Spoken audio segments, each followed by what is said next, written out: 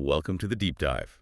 Today we're taking you to a street most people only know for, high-end shopping and busy trams, Aleksanterinkatu in Helsinki. But right there, in the middle of all that urban flow, there's a building, Aleksanterinkatu 36B. And most people, they just walk right past it. They don't realize it's basically a vault holding 2 centuries of Finnish history, some incredible architecture, and a pretty shocking cultural secret. It really is. So our mission today is to give you a true insider's look. We are diving into a structure that literally shaped Finland's financial independence.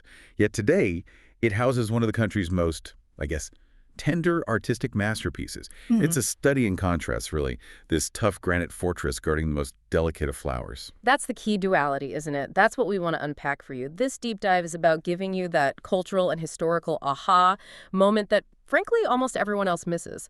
This is the preserved headquarters of Finland's first commercial bank, the formidable Union Bank of Finland.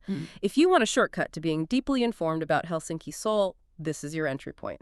I love that. Because when we look at this building, we aren't just looking at banking history. We're looking at the architecture of national ambition. Okay, let's unpack that ambition. Let's rewind the clock to, the late 19th century. Finland is still under the Russian Empire, but internally there's this surge of national confidence, of economic expansion. Helsinki is industrializing. And the Union Bank of Finland, which was founded decades earlier, it needed a physical statement to match this kind of coming-of-age moment. Absolutely. The Union Bank of Finland, or UBF, wasn't just a bank. It was instrumental in financing the rapid industrialization of Finland, especially in critical sectors like forestry and metalworking. When you look at the foundations of the emerging Finnish state, the UBF's ledgers are right there. They needed a symbol of unquestionable long-term stability. So they hire the architect Gustaf Nyström, and in 1898 he delivers this enormous granite-clad structure. It's often cited as the first building in central Helsinki to be fully clad in natural granite. That sounds powerful, but practically speaking, why was granite such a radical choice for 1898? Well, it was a very deliberate choice, both technically and symbolically. At that time, many cities were building in these neo-Renaissance styles, lots of plaster and brick, trying to mimic older European grandeur. Granite, especially the local Finnish varieties, was brutally honest, incredibly durable, and very, very expensive to work with. So it's a flex, basically. It's a huge flex. Nyström wasn't just building stability, he was signaling permanence, longevity, and self-reliance. It was a structure that was inherently Finnish, carved from Finnish bedrock. It's a heavy material for a heavy mission. It sounds less like a trend-setting piece of architecture and more like a declaration of independence in stone. It makes the entire structure feel weighty, permanent, almost immutable. Precisely. And while the choice of granite emphasized that stability and tradition, Nyström was not technologically backward at all. He had to balance that immense, almost fortress-like exterior with the need for modern, efficient working space inside. And that was the real technical challenge of the time. That brings us to the transition inside. Because while the granite exterior is austere, the interior is where the engineering really shines. So let's move into the original banking hall. You mentioned that challenge of balancing weight and modernity. How did Nyström pull that off inside the hall? The contrast is stunning, really. If the outside is sheer, unyielding stone, the inside is all about controlled light and engineered space. The sheer volume of the main hall is supported by those tall granite columns, which just reinforce that sense of financial might. But the ceiling, that's where the magic happens. It's a vast, luminous glass roof. That must have been an engineering marvel for the time, to support the surrounding building and all that granite, yet still allow natural light to just flood the central working space. That must have totally transformed the atmosphere. No, it did. And the glass roof was crucial for practical reasons. Early 20th century offices relied so heavily on natural light. But symbolically, it's a brilliant move. It suggests transparency, openness, the modern idea that commerce thrives under illumination. It's a sharp contrast to the secretive, stone-clad vaults down below. You can almost feel the atmosphere of a busy day in, say, 1905. The clatter of early typewriters, hushed conversations, the smell of old paper and ink as fortunes were made and transferred. That space holds genuine echoes of the economic pioneers of the Finnish nation. And that atmosphere is beautifully preserved today. The building, having merged through various financial transformations, now houses the Nordea Bank Museum.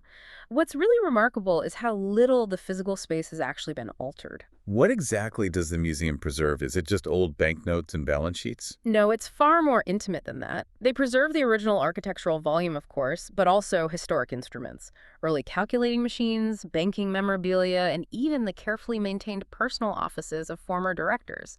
It's not a huge museum. It feels quiet, almost personal. You really get this sense of discovery, almost like you've stumbled upon a secret collection. I see. It avoids that coldness you might expect from an institution dedicated to finance.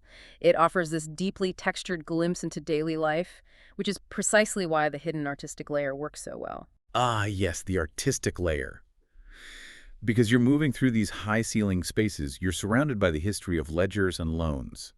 And then you encounter something completely unexpected. A carefully curated art collection within the walls, specifically placed in the old banking hall and the adjacent luncheon room. It's the delightful surprise. These early 20th century paintings aren't just decorative filler. They reflect the burgeoning cultural life and optimism of Finland's emerging identity, right alongside its financial growth. So what genres dominate this collection, and how does it relate back to that granite austerity we were just talking about? Well, you see traditional landscapes and formal portraits, the kind of art you might expect a serious institution to acquire. But crucially, the collection includes strong symbolist works. And this connects the bank directly to the rise of Finnish national romanticism. Right. For those who aren't familiar with the context, what exactly did symbolism mean in late 19th century Finland? It was a movement seeking to express profound ideas, emotional experiences, mythology, through symbolic, often stylized imagery. It was about moving beyond just what you could see. Think of artists like Akseli Gallen-Kallela, who are trying to define a visual language for the new Finnish spirit. The inclusion of symbolism here shows the bank wasn't just investing in finance, they were investing in the cultural definition of Finland. I see. So the granite represents the physical, the economic strength, and the symbolist art represents the intellectual and emotional strength of the nation. They're telling two parts of the same story inside the same building. Exactly. And this integration raises an important question. In a place built for rigorous financial accounting, why devote wall space to evocative, often ambiguous art?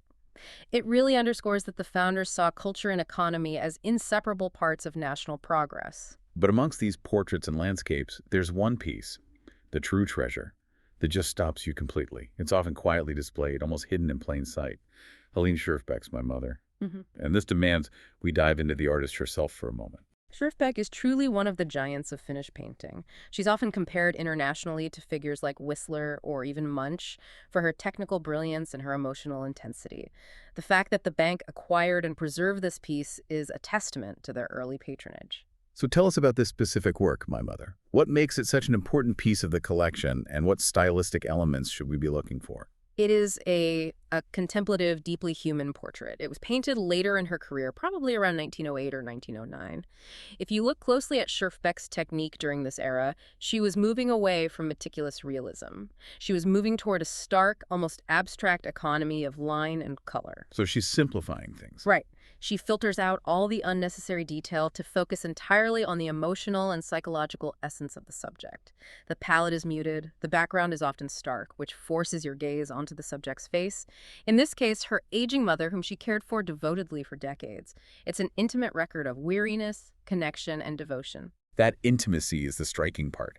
You have this space built to convey global financial strength, and inside, they hold this deeply personal, almost vulnerable examination of family life.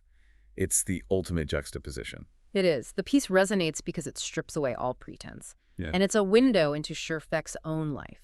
She lived a pretty isolated existence, often far from the Parisian art trends, yet she developed a style that was remarkably modern and emotionally precise.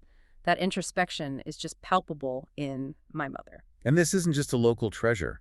Finding this painting here connects you directly to the global art world today. Why is Schjerfbeck's work suddenly exploding on the international stage? What gives this piece even greater relevance right now? Because the world is finally catching up to her radical modernism, her ability to distill emotion with such minimalist means, it feels incredibly relevant to contemporary art movements. And the biggest indicator of her global importance right now is the major international recognition she is receiving. An exhibition, I believe? A huge one. Her paintings are being featured in a landmark exhibition in New York. a massive undertaking organized by the Metropolitan Museum of Art in collaboration with the Finnish National Gallery Atheneum Art Museum. This collaboration just elevates her status from a Nordic master to a recognized international pioneer of modernism. So when you stand in that quiet museum at Aleksanterinkatu 36B, looking at the tender, pared-down lines of My Mother, you are looking at a piece of art that is simultaneously being studied and celebrated on the other side of the Atlantic by the world's leading cultural institutions. That context is what transforms this quiet museum visit into a true deep dive. It connects the quiet, preserved history of a Finnish financial institution to the highest echelons of cultural display. The bank, in a sense, preserved a piece of world-class art before the world even realized just how valuable it was. So what does this all mean for you, the traveler or the curious learner? It means finding a profound blend of architectural mastery and emotional sensitivity, a hidden gem built from Finnish rock and imbued with Finnish spirit, all just meters from a busy shopping district. It's a mandatory stop for anyone craving depth over tourist crowds. I'd agree with that. And here is the practical tip, the essential pro tip if you decide to visit this location. You can, and you really should, book a guided tour. The sheer density of history, for the people who ran the bank to the stories behind Nyström's complex engineering and the art acquisition, it all comes alive through a guided experience. It gives you the narrative structure that the building really deserves. So next time you walk down Aleksanterinkatu, don't just see a large granite building at number 36B. Pause. Visualize the heavy ambition in that stone and the light filtering through that luminous glass roof. Realize that most tourists just walk right by, unaware that one of Finland's most profound and intimate cultural statements is guarded inside. It's hiding in plain sight. Exactly. Now let me leave you with one final thought to mull over as you process this deep dive. Consider the symbolic weight of world-class art specifically, an intensely human and intimate portrait like Schjerfbeck's My Mother, being guarded inside a fortress constructed for finance, stability, and public trust. What does that fierce juxtaposition say about the dual, perhaps contradictory nature of Finland's national identity? That its tender, deeply personal cultural achievements are enshrined and protected within the walls of its most powerful economic institutions. Think about the essential role of the artist in defining the strength of a nation, even within a building designed by the accountant.